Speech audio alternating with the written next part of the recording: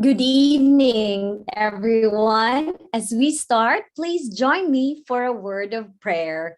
Let us pray. Father God, we praise you for your blessings. Thank you so much for this opportunity given by the IS administration for us to be enriched and to be filled with learnings. Please bless Dr. Barbara's presentation tonight and for all of us who will be listening and who will be studying on the topic. Please bless us too. Bless our team who are behind the live streaming. And thank you that you will be present and you will open our hearts, you will open our minds, that we will be able to feel the relevance and get the important things that we need and maybe our friends and families need about this topic. Thank you for your blessings. In Jesus' name we pray. Amen.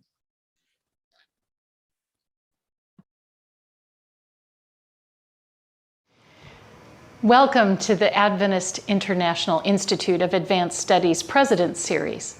I'm Ginger Ketting Weller, the president of IS, where we prepare leaders for the Seventh-day Adventist World Church. This President's Series was developed because many leaders have never been able to access practical training to do their work better. As we ponder the need for co-curricular training, we realized that we needed to start with the family. If leaders do not know how to create healthy family dynamics, it can wholly compromise their work and mission. A happy marriage leaves you free to do your missional work without bearing the burden of unhappiness at home. Healthy parenting skills reduce the possibility that your children will suffer and grow up with wounds while you are out preaching the gospel. Knowing the elements of healthy relationships also equips you to better handle the relationship issues that might crop up in your work. You can be so much more effective in family and mission when you understand these principles. For this series, we have invited an expert to teach us for this 2021 to 2022 school year. Dr. Barbara Couden Hernandez has a background in nursing, as a licensed marriage and family therapist, as a professor in the area of marriage and family, and now as the Director of Physician Vitality at Loma Linda University, where she is also a professor of medical education. In essence, she is a counselor and professor for the doctors who often have to deal with stressful situations where they're expected to be the leaders. What better person to teach us as well? Thank you so much, Dr. Hernandez, for being willing to share with us from your insight and knowledge about how to develop healthier relationships and healthier families. I am praying that this series will be a blessing to all of us. I pray that you will learn much through the 12 sessions and that your family, your ministry, and your leadership will become much stronger as a result. Thank you for joining us. Thank you so much, Dr. Ginger, for that very beautiful remarks. Hello, everyone. Welcome and thank you for joining the IS community in our 10th session of the 12-part President Series on healthy families. Tonight with the topic, splitting up, estrangement and divorce. I know this topic may sound very negative, but let's hear and let's learn new insights about this because this is very relevant for all of us. My name is Bethel and I am your moderator tonight. May this presentation become personally meaningful to you today. So before we get to the presentation, let me go through some housekeeping. We would like to invite our attendees here in Zoom and to people joining us on YouTube and Facebook to send in your questions. We will have 15 minutes for the question and answer right after the presentation. So please do not hesitate to type in your questions in the chat box or in the comments section. Take note that Your questions play an important role in making this presentation more practical and relevant. Lastly, for those who are joining us here in Zoom, it would be very helpful to keep the smooth running of our program to have your microphones muted during the entire session. And I think we are ready to give our time or the time to Dr. Barbara Hernandez for her presentation on the 10th topic entitled Splitting Up, Estrangement, and Divorce. Thank you, Dr. Barbara, and good morning to you. Oh, and it is morning where I am, and good evening to all of you. I should say that we had a bird singing outside our window all night long, and I don't know what would make a bird sing in the middle of the night, but it kept me awake all night. So here I am, a bit blurry-eyed this morning, and I know I wanted to go out and do some real damage to that bird during the night, but you know, this is the way it is. So welcome everyone, and I want to start out by saying what a privilege it is to share with you this evening. This is a tough topic that we're speaking about. Divorce, estranged relationships, these are very painful things. So let's get started and talk about this in a way that will be helpful to us. We're entitling this Splitting Up.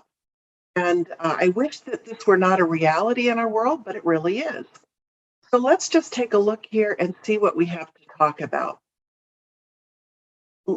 Let's start with divorce. Divorce is one of those things that we always feel quite badly about, don't we? Divorce happens to a lot of couples. I know in various countries, it's up to 50-55%. We know that in the Maldives, we have 10 divorces for every 1,000 people in the population every year, which is the highest rate of divorce in the world. The US has the third highest divorce statistics in the country. We know that divorce is not always possible in every country. I remember traveling in Ireland just when the referendum came about that divorce would be available for those whose spouses had abandoned them. And what was happening in that particular country at the time, this was back in the 90s, this was when people were not able to obtain a divorce. And so there was a lot of misery because mothers with children were left behind with no recourse for any kind of support. And the men would just move in with somebody else and start a new life with someone else. There are a lot of challenges. And, you know, we'll talk about the theology of divorce. And I know that we're speaking to a group of people who are Bible scholars. And we want to immediately jump to the theology of divorce. I'm going to back up and remind you of the first in our series where I talked about a paradigm we would be using during this series. And that is that we talk about the spiritual view of things, we talk about the clinical view of things, and we talk about the moral or the virtue, common virtue of things. And so I hope that by taking that perspective, you might give pause to jump to theology immediately, because that's what most of us do. We say, oh, Jesus said, don't do it.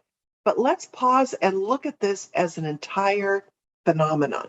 But first, let's look at the top causes of divorce. We know that according to a number of studies, that about 20 to 40% of people who present for divorce have had some form of infidelity. This can be joining some kind of a chat room on a pornographic site. This can be an actual adultery. This can also be what some people call emotional adultery, where someone is alienated from their partner and no longer seeks any of their wisdom or insight or input. Finances, oh, that's a huge issue in marriages. People disagree on who's going to pay for what, and shouldn't we discuss with each other if we're going to spend more than a certain amount of money, or is one person going to have to go along with the expenditures of the other individual? Communication is a huge problem And I find that many therapists say, well, you need to go home and talk about this. Well, if people could talk about it, they wouldn't have come to therapy in the first place, right? And so communication is a big problem. Arguing, 57.7% of divorcing couples are arguing vociferously. Now, a number of couples don't argue at all, and their relationship is denatured. You've heard of denatured alcohol. It means that some of the power of that has gone out. Denatured, that's what we get our vaccinations with, denatured germs. That means that if there was any passion in the marriage, it's gone. It's not even worth fighting for. Lack of preparation. Oh, this is the biggest thing. And I might have mentioned before that those individuals who watch romantic comedies are usually those who have the most difficult time maintaining a marriage because they have such unrealistic expectations. You see people getting together who do not belong together just because they have good chemistry, which makes for good Hollywood movies or Bollywood movies. It does not make a difference in their ability to stay together in a positive way. Physical and emotional abuse. This is a very underestimated number. A number of couples have abuse, have coercion. There might not be bruises, as we've spoken of before, but they are coerced, they're controlled, they are limited from their own finances. These are real issues. Substance abuse in 34% of couples, this can be an issue. Now, the Bible does give some reasons we know about. Infidelity, Jesus said, divorce was given to you because of the hardness of your heart. But I say you should not have a divorce unless there's adultery. It's interesting that that's also spoken of as the woman committing adultery. Let's keep going.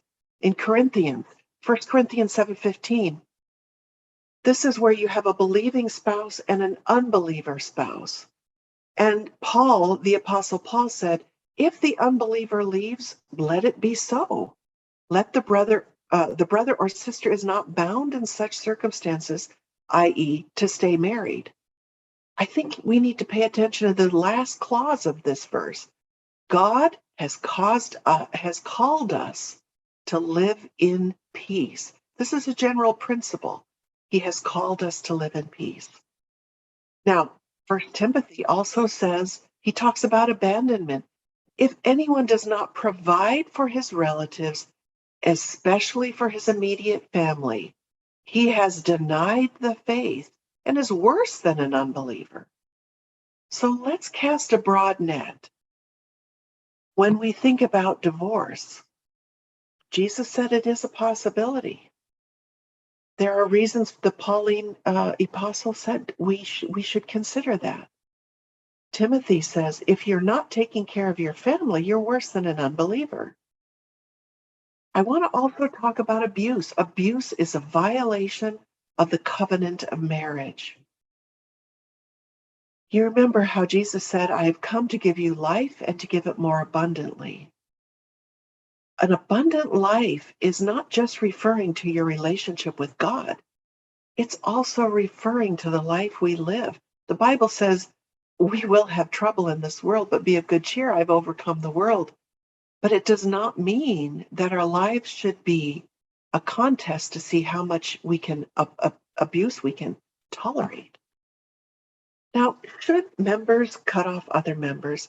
I turn to some work of Ellen White, who is a pillar in our church, a messenger of God, and she received wonderful messages from God through dreams, through visions, and she wrote this, and this is something you don't hear Adventists talk about very much.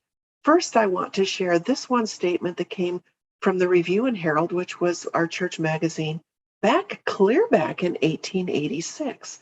This is what she said, and I'll read it, so bear with me.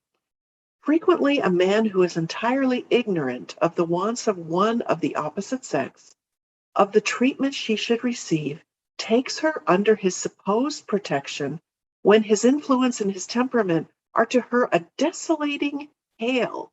Pay attention to that term. Beating down her will and her aspirations and leaves her no freedom of mind or judgment.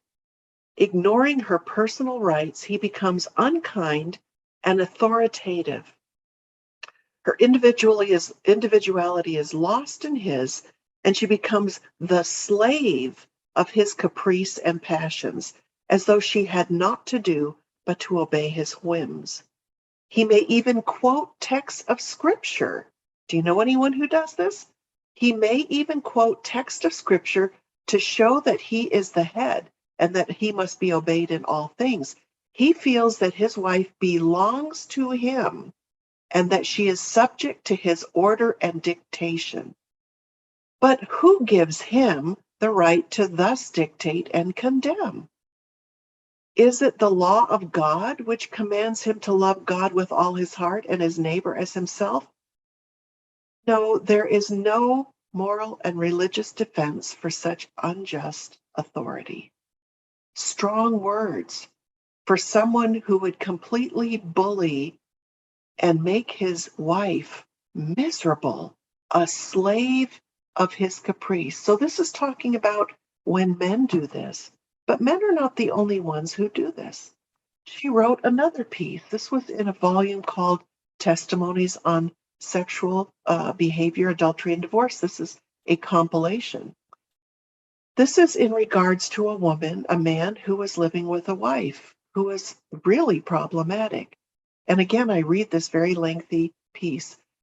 She's referring to this husband, his best course with his child wife, so overbearing, so unyielding, and so uncontrollable, is to take her home and leave her with the mother who made her what she is. Wow. Though it must be painful, this is the only thing for him to do if he would not be ruined spiritually, sacrificed to the demon of hysterics and satanic imaginings. Strong sentiments. Satan takes entire control of her temper and will and uses them, here's that term again, like desolating hail to beat down every obstruction. Her husband can do her no good, but is doing himself incalculable harm and robbing God of the talents and influence he has given.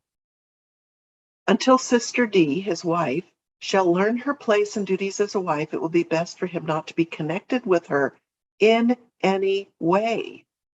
The wife is to respect and obey, but if she utterly refuses to keep the marriage vow, she will be more and more the sport of Satan's temptations. And if her husband consents to keep her by his side to wear out his life, he will become discouraged and unfitted for the Lord's service. He is under no obligation to keep one by his side who will only torture his soul. I was shown that he has already been losing his manhood and has been influenced and molded by his wife. Their marriage was a snare of Satan. Brother D must let Satan rage and not allow himself to be cut off from religious privileges because his wife desires it. If she runs away, let her go. Even if she threatens to take her own life, do not yield to her wicked demands. Even if she should carry out her threat, it would be better to look upon her silent in death, to allow her to murder not only her own soul, but that of her husband, and be the means of destroying many others. Can you even imagine such strong words? This was back in the late 1800s, folks. This was not last week. So we know that there are situations when being with a spouse, whether it's a husband or a wife, is to our spiritual and emotional detriment. Remember, we live in a world full of sin. We are affected by sin. Our race is affected by sin. Our genetic pool is affected by sin. We come from families steeped in sin. And therefore, we have to turn back to Paul's comment. It is God's will that we all live in peace. Let's talk about impending divorce. How do we know if we're in trouble? How do we know if our marriage is on the rocks, so to speak? We spoke about this when we talked about making a relationship last. And John Gottman, the researcher of many, many couples in the United States, observed how can he identify when couples are about ready to divorce. And he identified what he called the four horsemen of the apocalypse, the four major symptoms, but there are many others. The harsh startup is when you're starting to have a conversation with someone and one person starts out by saying, "Why did you? What do you mean?" And they call you to account in a very harsh way. You cannot sustain this kind of being called on the carpet, so to speak. The four horsemen, criticism, criticizing, a pattern of criticism, a pattern of being defensive or being put on the defensive, or a dynamic that makes both of you feel defensive. Disdain. John Gottman said this is the hydrochloric acid of a relationship. You know, hydrochloric acid will eat through everything. It destroys. You cannot sustain a marriage where there is disdain, contempt. Stonewalling is where you shut down and you don't discuss the hard issues.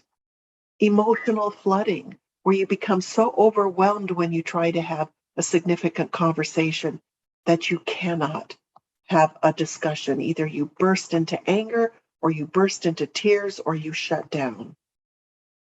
Another big one is where you have somatic, in other words, changes in your body. Your heart rate, your blood pressure, your adrenaline is surging. Your cortisol, which is your stress hormone, starts to surge. You can't problem solve together. These are indicators that there are very serious concerns in your marriage. Other things where you try to repair these difficulties, and this is where someone is beginning to shout or someone is beginning to get very heated during an exchange about a very significant issue, and you can't make any change in the degree of that heat, where you might try to say, well, you know, we're getting kind of worked up here. Let's calm ourselves for a moment and come back together in a few minutes. Or whether, you know, saying, I'm so sorry, I didn't say that right. All of our attempts to calm each other do not work any longer. When we have only bad memories of our relationship history, many times you say, what was it about your partner that you really loved and that drew you to them? And you'll get that starry look in your eyes and say, oh, I saw her from a distance. When only you say, you know, I don't know why I ever was drawn to this person. I should have known. And when you start having these kinds of recollections exclusively, you're in real trouble.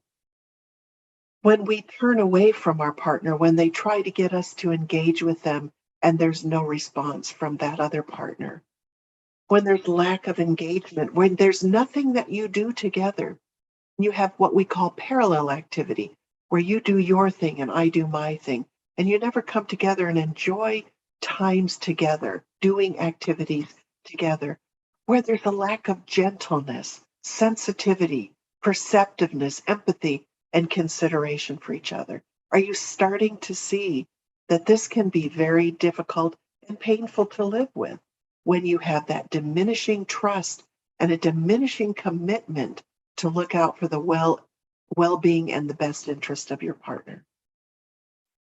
There are certain emotional stages that people go through with a divorce. Now, I'm talking about divorce. I know that the Philippines has a long history of not allowing divorce. It's a very strong Catholic country, just as Ireland was. And we understand that divorce is not always a possibility. So as I've said in many other of these conversations, take the principles that I'm thinking about, because there is such a thing as emotional divorce. And I've asked many married couples, when did you decide to emotionally divorce your spouse? And they look at me and they say, well, we're still together. Yes, and you're both dead. And they're shocked. But we can divorce more than just legally on paper, can't we? So take what I say, the principle of what I say, and see how it applies to you in your setting. But usually after someone has said, I want a divorce, or this marriage is over, or I'm leaving, usually the individual who's left behind is usually pretty shocked. It's like, this is temporary. We'll get back together again. And then we tend to be just shocked. Oh, they mean it. It's not going to happen. I've given my life to this person. We've had children together. I know of women who've said, but I stayed at home. I didn't get a job and I took care of the house and I had parties for your colleagues and I did everything I could to further your career and you're leaving me behind. Very painful time. And then we have this period of time where these contrasting emotions, it's what we call a roller coaster of emotions. I feel hopeful. Maybe we can make it work. No, she's not coming back. No, he's not coming back. And it's just a very disorganized period of time. Then we have this bargaining stage.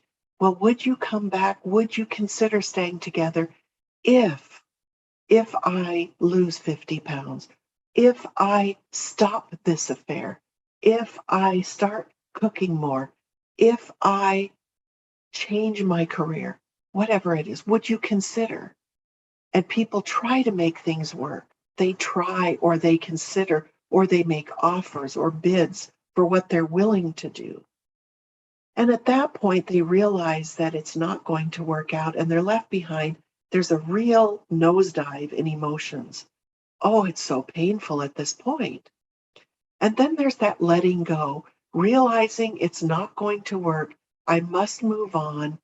And at that point, usually people feel a tremendous sense of relief and overwhelm because how do I start to reconstruct a life that I thought was going a certain direction and now it's all changed? Then we stop blaming the partner who's left. We start realizing there were some things that I might have done that were difficult to live with. And how do I take responsibility for whatever part I had in that, if I did? And most people do find that we're not all perfect. And there are things that we all need to fine tune in our behavior. So we take a long look at ourselves and say, I need to refine this part of myself. And I'm going to start looking toward the future and better myself as much as possible. And then there's this sense of acceptance. My significant other, the lover that I thought I had, my spouse, is now gone. And now I have to begin a new life and figure out how to do that. And now it's looking different. So we've turned over a new leaf. You see, that's quite a process. Now, it's different for the person who leaves versus the person who's left behind. The person who leaves, and I made it a male and female, it could easily be the other way around. But the person who is leaving or the leaver says, I thought about this so much. Why is she still upset? Well, the problem is she hasn't thought about it so much. She's in shock. You might have been thinking about leaving for a while, but this is news to her. This is new information. And so therefore, while one person, whether it's male or female, has decided to leave or move on or abandon the relationship, the person who is left behind is shocked, is off balance, is disoriented emotionally. I wasn't good enough. What? And then they start the bargaining when the other one who is already leaving has already summed this up in their mind and made up their decision. I want to say something about children. When there are children in the picture and there are children in the middle, there are some very basic rules to consider. In my field, in family therapy, we call this a triangle. That many times the parents don't communicate directly with each other, and a child can be pulled into the middle of the situation. And therefore, it makes it very challenging, very painful, very confusing for the child. So we'll talk a little bit about what happens. And I want to say from the outset, children love their parents for the most part. Even when the parent is a criminal and goes to jail and then they don't see their children, children many times miss their parent because having a parent is better than no parent. And depending on the age of the child, especially when they're younger, they pine and they long for that parent that they don't see as often. We need to remember that even though the parent has done something egregious like have an affair, or commit a crime, or run away with somebody else, or be abusive to the parent that remains with the children. That's the parent of this child. And unless the child has been, even when the child has been abused, that still is their parent. And many children feel very conflicted and very confused. And they should not be made to feel guilty for the fact that they want some kind of relationship with their parent. It's not always feasible. It's not always in the child's best interest. Many times, though, they need some connection to their parent. I was asked once by someone who had a 4-year-old, or I think she was about 7 years old. And they said, the mother that abandoned this child was a horrible woman. She ran away with someone she met on the internet. And the children have not seen her, and it's been several years. And she's a horrible person. We don't want the children to see her. She's with someone who is a very unsavory person that would be unsafe for the children to be around.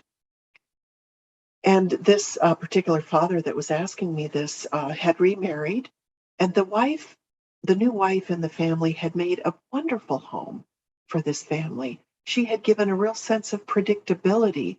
She had given a wonderful, loving home for these children. But what they were forgetting is that when a child 4 years old loses their parent, suddenly they do not have the same perspective or cognitive ability to understand adult relationships. All that little girl knew was that she lost her mama. And she was sad. She was so depressed. And the father said to me, she almost looks like she has depression. And I said, I think she might. And I said, she has lost her mother. She's 7 years old. She does not understand. And the new wife said to me, but we are teaching her that her old mother, her real mother, was a terrible woman.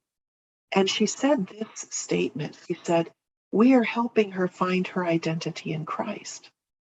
Now, we should all help our family members understand their identity in Christ and who God created us to be. But we have varying cognitive ability to grasp that according to our age. A 4-year-old doesn't understand what that means. A 7-year-old doesn't understand what that means. People in their 30s are still understanding what it means to find our identity in the loving kindness and the death and the resurrection of Jesus Christ. So we have to understand the impact on children when parents are no longer together, when one suddenly disappears out of their lives. We should not try to vilify that parent so that the children bear that shame and that they have to take on our cause. Now, we have to realize that sometimes we have to foster a relationship with a parent that abandoned the family or that went off with someone else, because it's actually, in most cases, it's healthier for the child to have a relationship without that grief and loss. This is tricky. And so we have to use common sense judgment. Are we putting the child in a bad situation to allow them to visit the parent who left or the parent who created a new relationship somewhere else? It stings to watch someone else co-parent, i.e. the new step-parent for that child. But we have to have common sense. The children are most well-adjusted when they see that the parents are sad, but they take things in their stride and they do not vilify the other parent. Children feel more secure when the parents are able to communicate, when the parents have some consistency and predictability about when they're going to see their parents, if that's possible, when they understand that their parents are working things out and they're not pulling the children in the middle, when they're not saying, you tell your mother or you tell your father, but rather they pick up the phone and they do it on a parent-to-parent level, leaving the children out of that. Our children should not be message carriers in those situations because they become preoccupied with what's going on with the parents and they can't focus on being a child. And they become very attuned to the emotional climate, which is not always good when there's a divorce happening or separation happening. Especially damaging are those acts which makes the eldest child, especially a girl, to become the confidant of the parent, either parent. That child will have real difficulty creating their own relationships, being emotionally whole because they are attuned to the successes and the sadnesses of the parent, and they are unable to create their own emotional situation and climate for themselves. This is serious. So I'm spending a little time on that to say we must really pay attention to how we talk to children when there's a separation or a divorce. When children see that we can be in the same room together without melting down and having a terrible blow up or dissolving into tears, that we can put on an adult face and deal with circumstances, think the best, be cordial, even if it's hurtful, they will start to relax and they will start to have less difficulty. Let me tell you, this is a tough situation, but we serve our children best by giving them honest responses, age-appropriate responses. Daddy did not want to stay married and in our household, so he has gone away. And it makes us all very sad. It's not what any of us want. And we'll have to be a family without him here.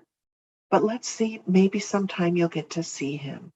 It's a very big-hearted person who will do that for their children. Some important co-parenting guidelines, I've already said that. Protect your children as much as possible from the conflict.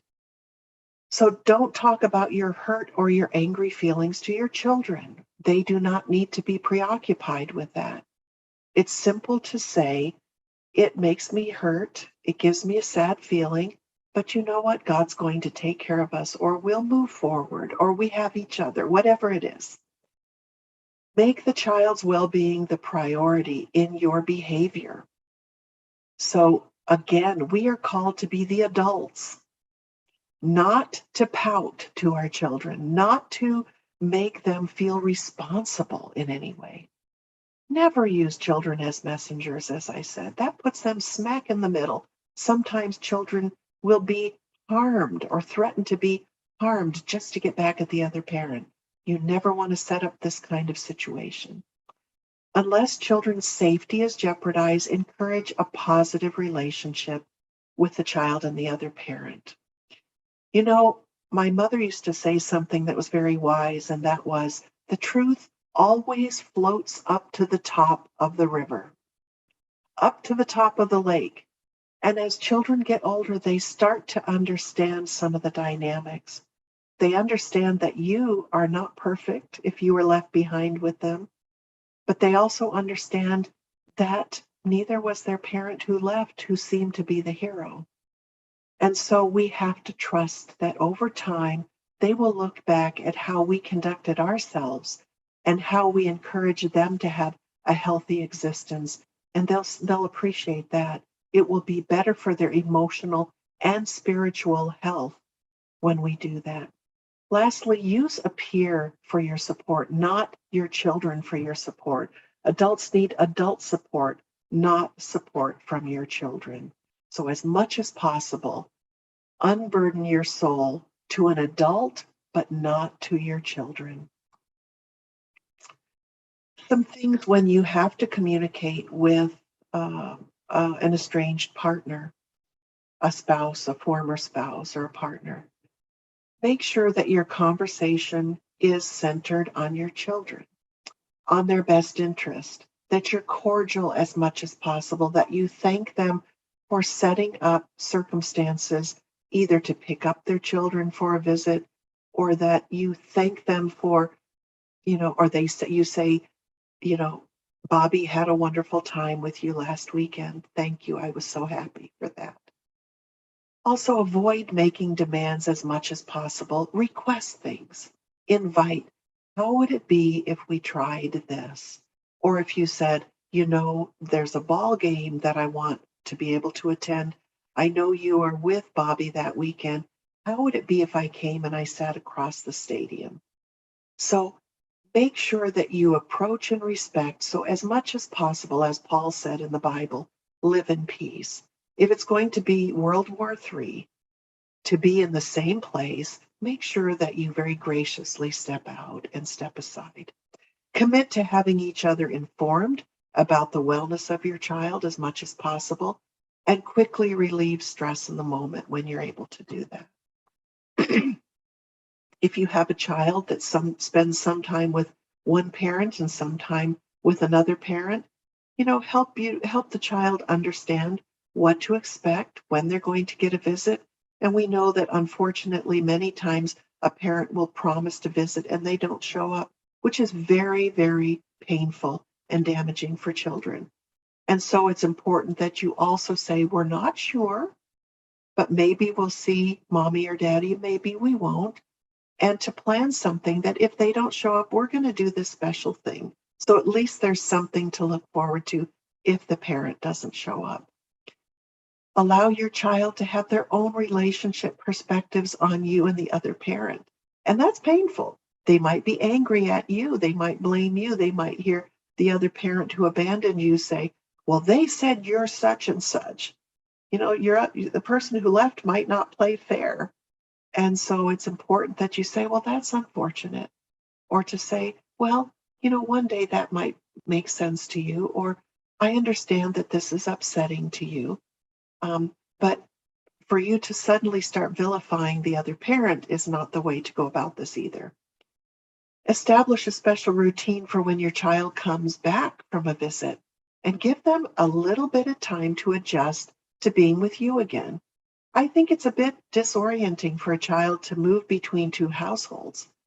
And from what I've seen here and working with children here, they often talk about at dad's house, we get to do this, and at mom's house, we don't. Or when we're with mom, we get to do fun things, but when we're with dad, we have to knuckle down and do our work, and we like being with mom better. So there are going to be different adjustment periods. If safety has been a problem, it's really important that you make sure that people understand that if your child is going to be with a partner that is not a safe person, that you either let the authorities know or you let someone know who can check on that person, the ex-spouse's neighbors or family. And interestingly enough, when you send a child to, let me start over. When you are with, when you or abandoned by someone who was violent, many times that person's family of origin will excuse their behavior. So you might not get the result if you tell their parents, because maybe that was normative in their family too. Or maybe they will excuse that behavior. So as much as possible, make sure that you look out for the safety of your child when they go between households. I want to speak for a few moments about children who cut off their family members or parents who cut off their children. This happens very frequently. So it's not only people who are married. So those of you who are single, who are in families, you might have had someone cut off someone else in the family. This is very painful too, and we need to know what to do and how to manage that. So why do kids cut off from their parents? This varies across cultures. And again, what we're finding in many Asian countries is that there's a higher incidence of children not taking care of their parents, which was traditional. And many times now we're finding that there's more latitude to move away from parents, and parents are being quite concerned because maybe someone will not be there to take care of them as they took care of their parents. And this is a big issue in the States as well. But what we find now is because of social media, because of people understanding that being abused is not acceptable, what we find now is that when parents are harsh to their children, if those children later feel that they need to take care of their parents, it's payback time, and they can be very cruel to parents in their old years. And those parents might have harmed them at some point. Now we're seeing that before parents become older, many children are cutting away from those parents who might have abused them in some way, and they don't want anything to do with them. They don't contact them. I personally have worked with many young people, many kids in their 20s, 30s, some 40s, who don't want anything to do with their parents and haven't spoken to their parents in years. I put up here spiritual abuse, and this is something for us to take notice of. Spiritual abuse is what happens when you are very rigid and you force your children in a very harsh way to do things. I know of one parent, of one kid who said to me, he was in his 30s probably.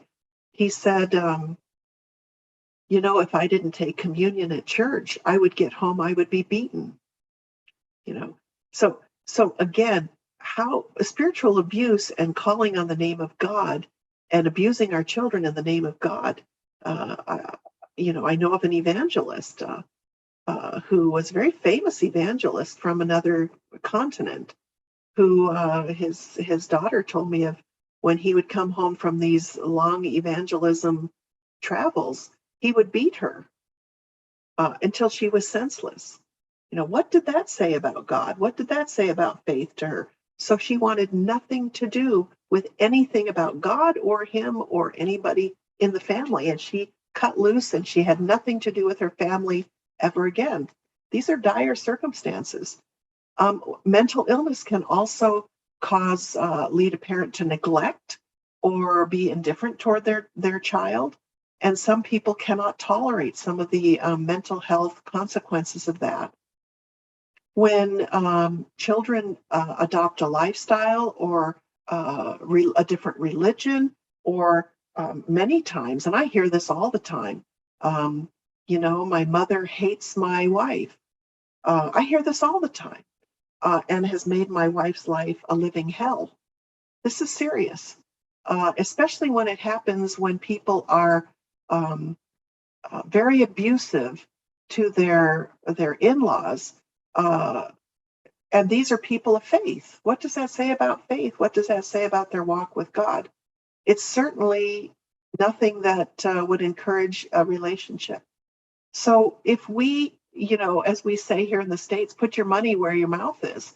If you believe, let's act like we believe. So oftentimes kids will cut away from parents because they feel that they're toxic. They have to get away from that kind of behavior. And parents will cut kids off out of disapproval. And all of these things hurt people. One of the challenges of being estranged is that you become quite vulnerable when you are estranged from someone in your family, especially when kids are estranged from their parents, even in older years. It makes you feel very lonely, like you really don't have a place that's home, like you don't have an anchor, like home is not home anymore.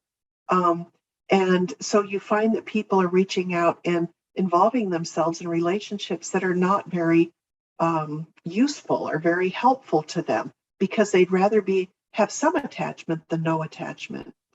And like I said, in the second point here, they're prone to forming relationships too quickly and connecting with people too quickly, marrying too quickly, because they want so badly to belong to someone in some place. And it's difficult to not have a listening ear, someone to listen, someone with common life experience. So people often have this sense of relief, but also this very great sadness. They might feel confused about themselves and what actually happened if someone abandoned you, if you were cut off from a parent, or if a parent was cut off from a child. It's like, what happened? What did I do? How can I fix this? And there's no feedback to know what that is. Others might question your spiritual commitment and discernment. If you come from a highly abusive family and the only way for you to stay safe is to stay distant, I know of people, especially clergy, who will say, you know, the Bible does say if you go to make an offering and you find that, you know, you have something, someone has something against you, go fix it and then come back and offer. We have to look at the scripture in total, because it is not God's will for any of us to continually submit ourselves to an abusive relationship. Yes, the Bible did say turn the other cheek, but that was in reference. He was talking to people in the day when the Romans were making the Jews sport, abusing them in the streets.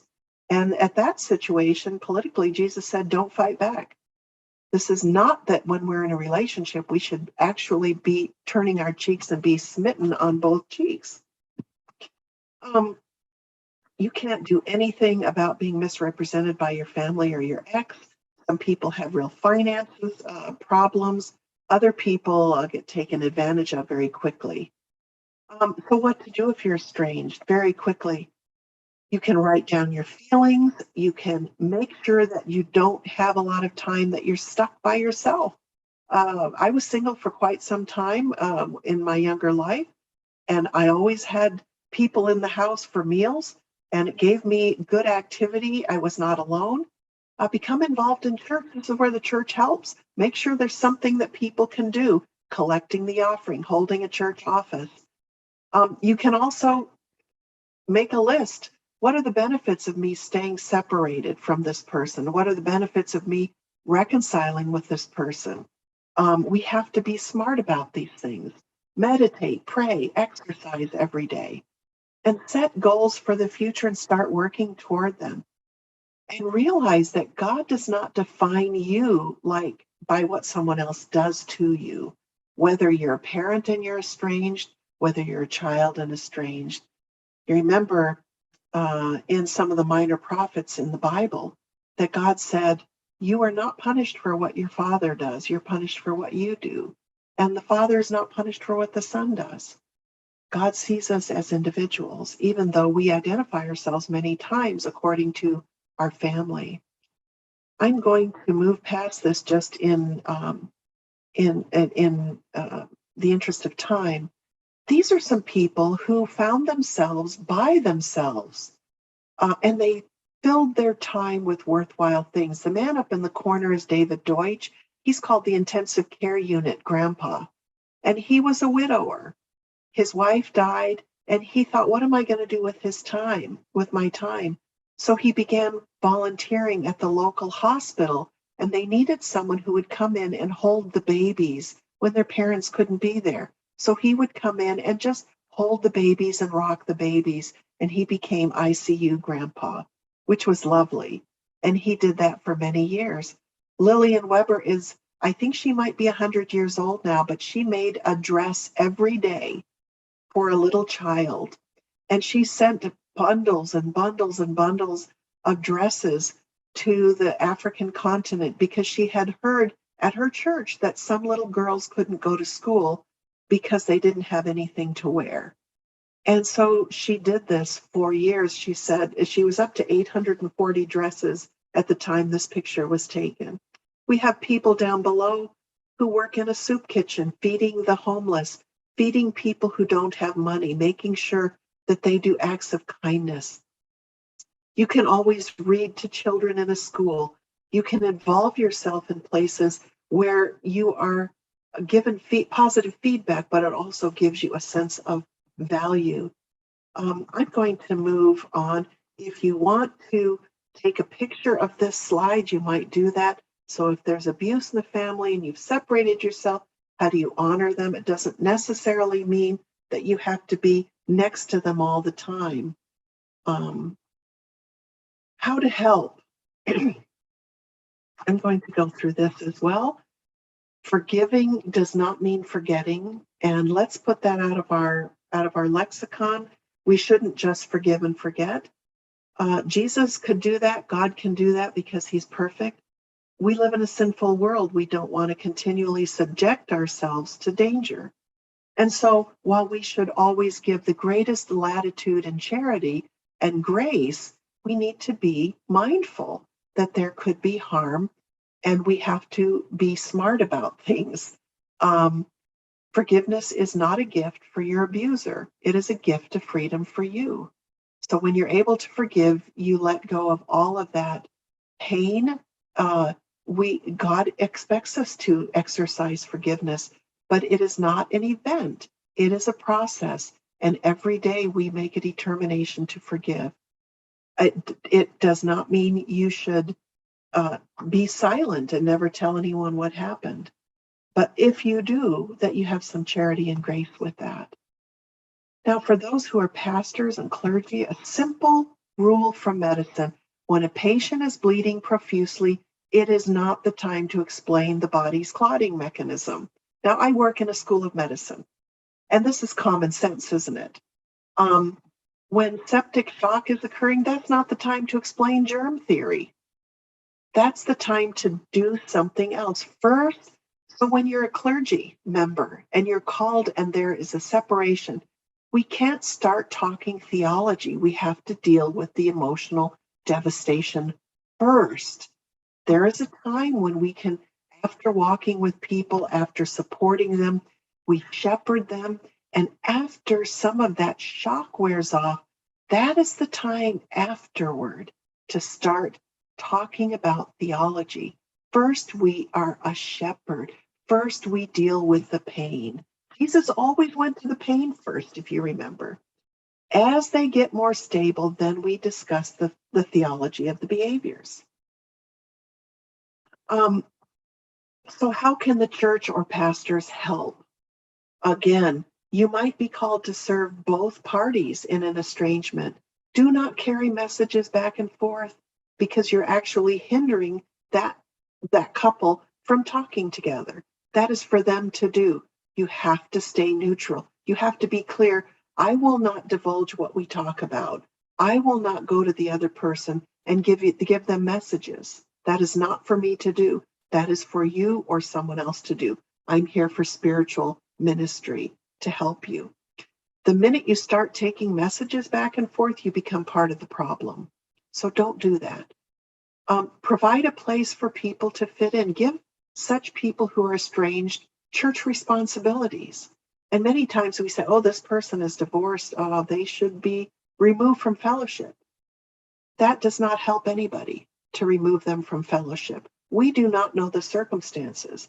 What we need to do is, if somebody is having an affair and they expect to come back and baptize someone, that's another story. But many times those people who have been abandoned are removed from church responsibilities. And if ever they needed a responsibility, it is when they have been abandoned and they need to belong somewhere. They need to have someone say, oh, thank you so much for this, for your work. Really, many people take it upon themselves to be nosy. So when someone has had an abandonment, they come to church and everyone goes, what happened? What did they do? What did you do? Because people don't like not knowing, but it's really none of our business to know. So we need to look for ways to do tangible help, to let people know we love them, to let people know we're praying for them, to be a forgiving, non-judgmental ear, and to live the loving kindness of Christ. How you can help: preach about enduring relationships from the pulpit. I've given good information, good resources in an earlier series meeting from the series. Talk about enduring relationships. What does it make? And it should not all be theology. There is good common sense information. There is good research on this. Teach. This is where we teach as pastors. Preach about how God hates abuse, coercion, and control. Throughout the entire scripture, God hates abuse, coercion, and control. But you don't hear this, and people who are being victimized need to hear this. Preach about how God is a God of second chances for those who have been abandoned or who have divorced their partners. That God is a God of second chances. They should not be paying for that for the rest of their life in your congregation. Teach your congregation about abuse and domestic violence and controlling behavior, and engage the church in activities for others in need in the church and outside the church. One woman wrote a letter to her mother from whom she was estranged, and she said, she said, "Mama, I haven't talked to you in about 20 years. And it was because of mental illness. And she said, I've forgiven you, but I also know we can't be friends on this earth, but in heaven we can enjoy each other and look forward to spending time with you there for eternity.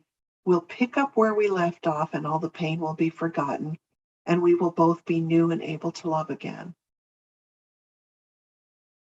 This was a very sad situation where the mother's behavior estranged the family. And yet we can still forgive, we can still hold boundaries, but we have to be very cautious, very careful. We live in a world of sin. As I tell my students, we live in sin soup. We do not always do the best and the right thing. So we pray that when we are around other individuals, that we know what to do, how to help them when they are experiencing this. I'm leaving this resource slide up for just a moment. I want to encourage you to snap a picture of this slide, because there are a lot of items on here that can be very helpful for those of you in ministry and those of you who are in teaching roles, those of you who would like to read a little bit more and have more information.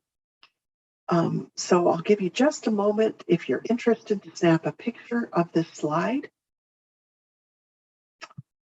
And that concludes my remarks on what happens when we have an estrangement. It's a very painful time. It's a painful time in our congregations. It's a painful time in our families. And by God's grace, we'll know what to do to be the most helpful in these circumstances. Wow, thank you so much, Dr. Barbara. And I think our audience has been really very engaged on this topic, because even to those people who are having healthy marriages, the things that you have talked about are very, very relevant.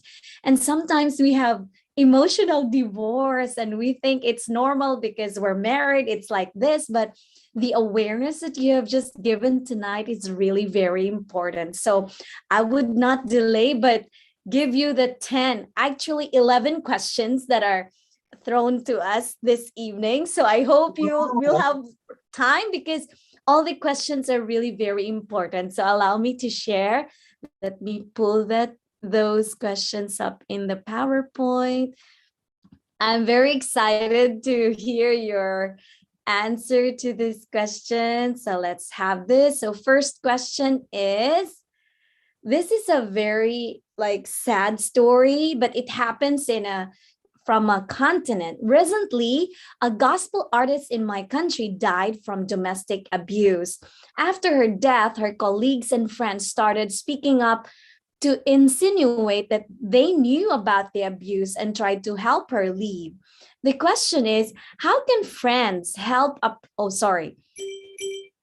How can friends help a person leave a situation where they are no longer safe if this person is scared of the stigma of having a failed marriage? This gospel artist would have been alive if she didn't think about the divorce stigma and left her marriage to leave the abusive situation. So yeah, what can you say about this? Oh my, there's something that jumps right off the screen when I see this, and that's the word stigma. Who is responsible for stigma, the victim or us? Us. We are. Yes. And we are the ones who create that stigma, aren't we? And the church creates stigma, the culture creates stigma, the family creates stigma. I've had people say to me, I'm the first person to seek a divorce in 6 generations of my family. Wow. That is a lot of stigma. And so I think what we need to do, if we were talking about domestic abuse and putting the responsibility of the abuse on the abuser and not on the survivor, the victim, we would realize, we would never say to someone who who is walking home from work and someone ran up to them and shot and killed them, we would never say, what were you doing on the street? Yeah. But we say that we cast aspersions on someone who is in a domestic violent situation. So I think all of us need to speak out about abuse, call it what it is, and to say that it is a sign of someone's pathology to behave this way. It is not the sign of pathology necessarily for someone to stay there in the relationship. And so we need to be much more supportive as a church. So we bear the onus of this. We are responsible for some of this. People have stigma because of us. So we have to do anything we can to remove the stigma. Wow, thank you so much for that. And a lot of us here, I think this question is an emphasis to that stigma. A lot of us are living in the fear of the stigma of being a divorcee. This is keeping people in bad marriages that eventually damage their children and them go out to, and then they don't go out. So that's the damage is done. So what can you advise or tell us to do about this? Well, because it's so fearful, like filled with fear. Yes, of course. And, the point of my talk is not to encourage people to rush out and get a divorce. I want to be very clear about that. Okay, yes, right. But what I also want to say, let's balance that with this. It's an old saying, and you might have heard it, it takes two to tango. Right. And so one person cannot be responsible for the quality of the marriage. And when you have one person who withdraws emotionally from the marriage, or becomes abusive and controlling or coercive in the marriage, you have a failed marriage. Okay. So we have to look at it and say, what are the steps I can take that are reasonable that I can influence this marriage? You can be very candid. You can go to the person and say, we're in a bad spot. We need to do something about this. What can we do? You can also, you can address it directly, because what do you have to lose? You can also, some of the resources that I provided at the end, the last slide, one of those is called Divorce Busters. And it's by a woman named, or her last name is Michelle Weiner Davis. And she has done great research on how to keep relationships together and steps that we can take. Wow. Sometimes it's our perception that makes the marriage seem intolerable, and sometimes it's the dynamic between the two. Sometimes we've just both quit trying. And so it's important that we really take a long, hard look at ourselves first, and to recognize we cannot change our partner, period. I think waiting does not change our partner. It will not encourage them to be different. We can change ourselves, and we can invite our partners to step forward and say, will you go on this journey with me? I think I like that. To all the movies that I've watched, that like Fireproof, all those kinds of movies like Divorce and then Reconciled, On the Verge of Divorce, I think it's more on looking down what's wrong with me and then inviting the partner. That's the golden rule, I think, for this. Thank you. Now, should another aspect from the presentation, should parents tell the children why the divorce happened? I have friends where she has never said why she ended the marriage, and he doesn't know why. So their teenage children never understood why their parents split up. This is a sensitive question too. And I'm so glad. These are excellent questions, by the way. I think the term age appropriate is really important here. Children need to have some idea of what happened in ways they can understand. So if they're very small, daddy decided that, he didn't want to live with our family anymore. He had other things he was going to do. Something like that, and answer questions as children ask them. They might ask as they get older, did daddy find someone else? And sometimes they might say, yes. So you have to have some amount of truthfulness, but it has to be age appropriate. The other thing is you do not tell a child all the facts. Even if they're adults, Okay. they don't need all the facts. And we as Mm, parents think, well, they need to understand. It's a cognitive right. issue. If they understand, then they'll understand why I'm so annoyed. But this is Okay. not the right attitude. It's what will Mm, help this child. And there are some parents who, well, he was gay and he didn't want to be married to a woman anymore. You might mm. hesitate to say that, but Of whatever you course. say, it needs to be a gentle, age appropriate thing because children deserve to understand. Otherwise, they will grow up and think, I will have no way to understand if and when my partner will leave me. Mm, And they need right. to understand something about the relationship. Wow. Thank you so much. The age appropriateness is very important. So that's a golden word there. So another question, if you wait to separate until your children are adults, is that better? Do adult children handle separation and divorce differently than underage children? Yeah. I have many friends like this. Yes, I do too. And I know people who have stayed together in absolutely miserable marriages and they've been Mm, demoralized and they couldn't be their best selves. They couldn't be the right. energetic parent they wanted to be because they loathed their partner. They hated Right. being in the same house with them. They were staying in separate rooms. The kids were thinking, what's going on here? Mom and Mhm, dad don't talk over the breakfast table. It's so tense around here. Is that mhm. better for their children? I don't think so, because Yes. it's teaching the children that that's normal, that Right. this is a good thing. And so you don't want to drag your children through a miserable existence because you hate being with each other. At the same time, what there is one principle, and that is how amicable can the parents be? If a Mm, divorce for small children and a divorce for older children is exactly the same if the parents stay amicable. Now, cognitively, older children can understand better that divorce yes. happens, that, mommy and daddy did not divorce you.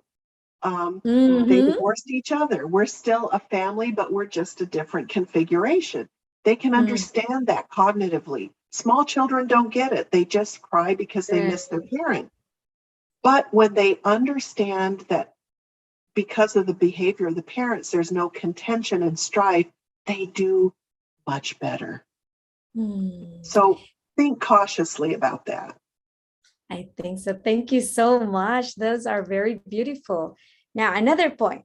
Should children be required to go for their visits with a parent who left if they are angry at them and don't want to go?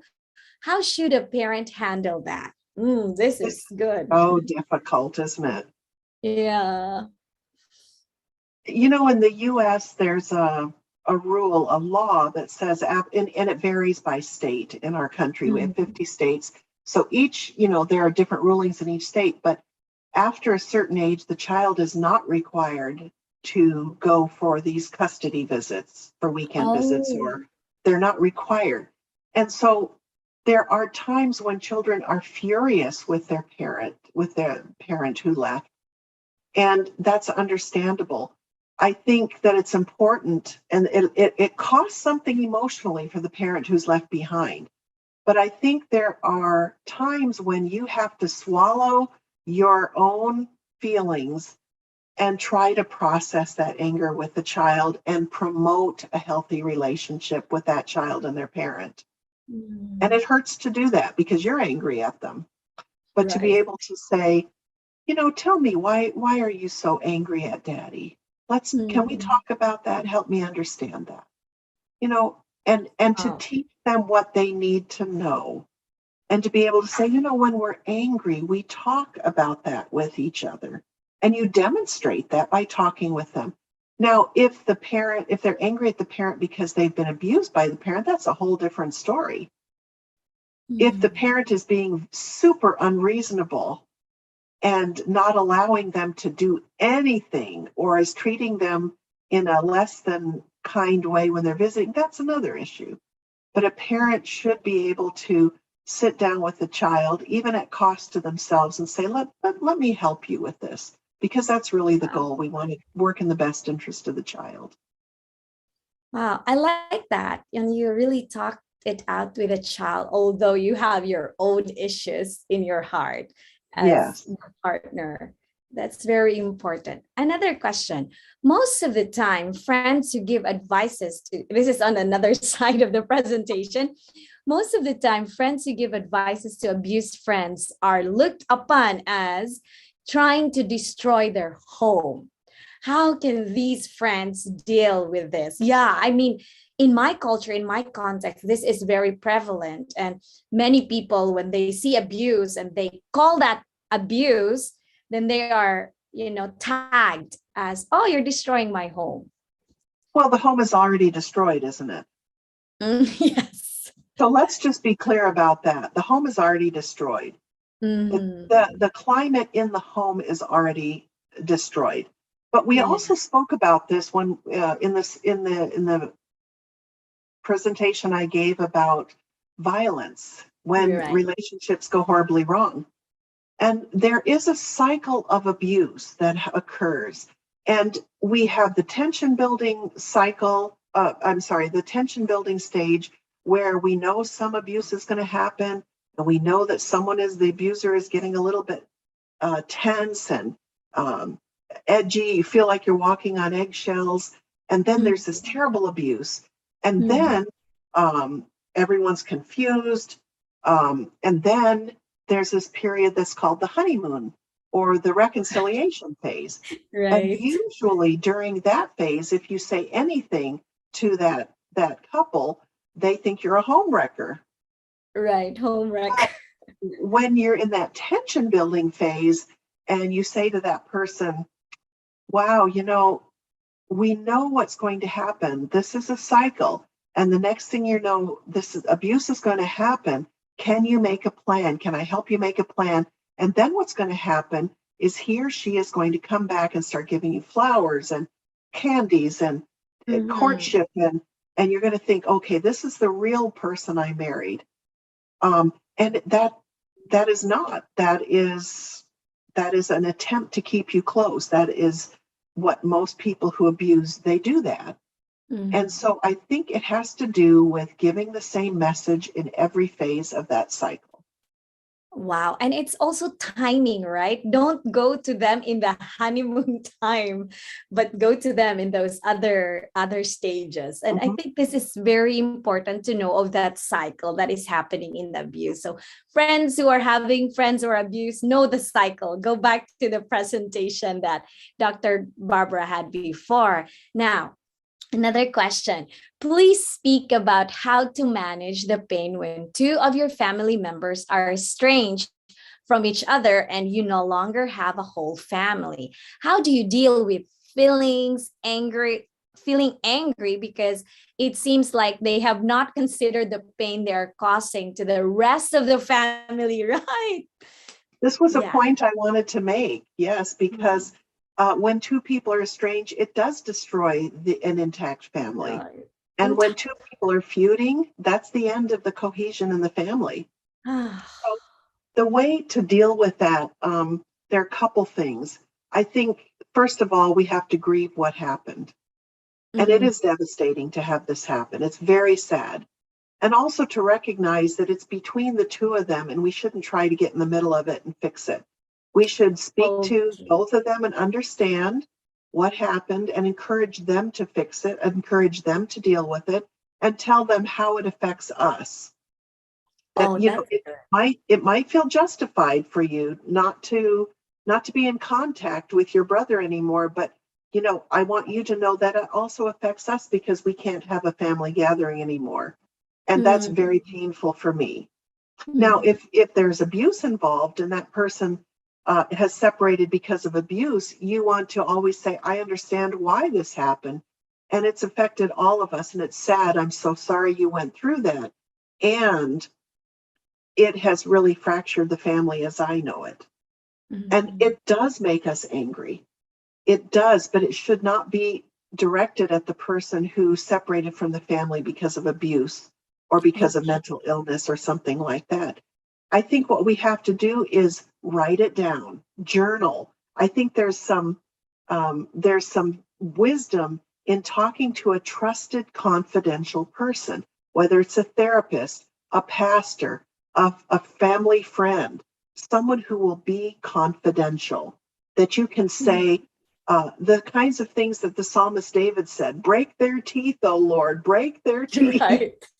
and not have it repeated, because Right. we need to have expression for these strong emotions so Mhm. we don't bring them back into the family and contaminate everyone. So we Right. have grief, we have pain, we have anger. The other Mm. thing we do is we stay connected to everyone in the family in the best way that we can. And for Okay. some people, that means you might not be calling them every week anymore, but you can send them an email or a quick thumbs up on Facebook occasionally, or Mm. you can send them Christmas cards and have some connection, even though it's minor, so that Wow. you don't feel completely cut off. So we That's stay very, connected in ways that we can, respect their boundaries, do our own work, and pray a lot.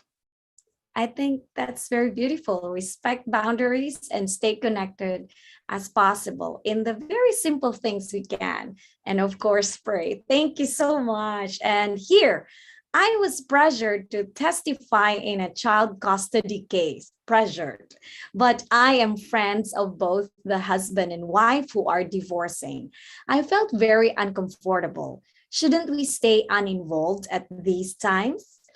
Yeah, Wow, that's a tough one, isn't it? And right. I guess I'm wondering who pressured that person, whether it was one of the individuals divorcing or whether it was the court, because if the court says you have to testify, then you can't say no. Mhm. So that does make for a very awkward situation. Um, I think it is a tough situation. Boy, I'm stumped on that one. I think we have to use our common sense, and we have to be able to say, if I testify, that means I could lose both of you as friends. If I Oh, don't testify, I will lose you as a friend. So what do you think I should do? And to wow. be able to have a conversation about it, because that's a tough one. I don't know what I would do in that circumstance. Mhm. Um, but to say, um, if I'm testifying, obviously there was something that I saw or something that I know, and you should not be penalized for telling the truth ever. So I think that you have to have very candid conversations, and you also need to be able to say no. Wow. Thank you so much for that. There's only one question left. Okay. If you feel that your marriage is showing warning signs that you mentioned, what are some first steps we can take to repair it? What if your spouse denies that there is trouble?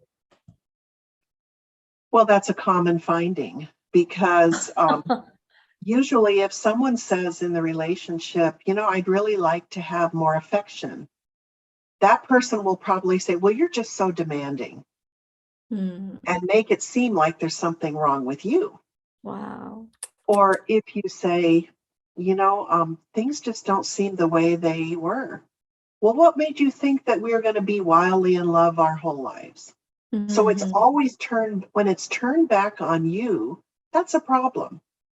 Right. Um, so other people might think in their minds that they married someone just like themselves. And if they don't need it, then it's unreasonable to think you would. Mm. And so I think that there are a couple good principles. One is to choose a neutral time when you're not in the heat of an argument, when Okay. both of you are fairly happy, fairly content, um, and say, could I please have a conversation with you? It would be very helpful. And to say, I'm noticing that some things have changed. I'm really interested in talking with you about how I can be a better wife and share with you some things that might be would be helpful for me. Would you be open to that? or to make some observations. Now, if the answer is no, no, no, no, then you've got to decide, what can I do to change the dynamic? I can't change the whole thing, but what can I do to A, change the dynamic, B, make it tolerable, C, see if I can stay in this for the long term. And there are some marriages that are just not feeling the same amount of romance as they felt at the beginning of the marriage. Some of that is pretty normal, but both partners should be interested in always improving the marriage and always attending to each other. And when you find that that's not happening, the next thing to do is to say, okay, I'm going to read some of these resources and see what I personally can do. And I will exhaust everything to deal with my part of this. I'll invite the other to see what they're willing to do. But if they're not, I might say, I'm going to do what I can do to really improve this relationship. And if you're not willing, that could have some consequences. I'd like to avoid that. Wow. Thank you so much, Dr. Barbara. I think this situation is very, very practical, that many people are really having hard time how to do the first step. It's very hard to find that timing, but thank you for all those steps. And I think they're very helpful. And thank you for being so generous in answering those questions. And to all the people who have given their questions, thank you so much. It means so much to make this presentation more relevant. And again, we would like to thank you, Dr. Barbara, for your sacrifice in serving IS for all these months. And I believe that the whole IS community and others who are joining us tonight from Mongolia, from China, and from other parts of the world, from South Philippines. And I'm seeing people in our online live streaming coming from different countries. So thank you guys for joining us tonight. And I hope you really learned a lot. So before we close, let me give this invitation to everyone. We only have 2 more presentations that Dr. Barbara has reserved for us. So please join us every 3rd Sunday of each month. This is a series that started last August and it will end on July, but there will be another series after this. So don't worry, guys. So please mark your calendars and don't miss this timely opportunity to listen to topics related to growing healthy families with, of course, our dear Dr. Barbara Couden Hernandez for this series on healthy family series. So please know that this presentation is recorded and you can find this through our 2 media platforms, FB IS and YouTube IS Media. So you can review the presentation yourself and share it, please, to your friends who might need this presentation. So again, see you all on the 11th presentation on June 19th. Okay, so with the topic, power, privilege, and oppression, how iniquities affect families. So friends, this concludes our webinar. Thank you so much for joining us. We really appreciate you being here. Thanks again for joining us tonight, and we will see you next month on the 19th of June. See you and goodbye.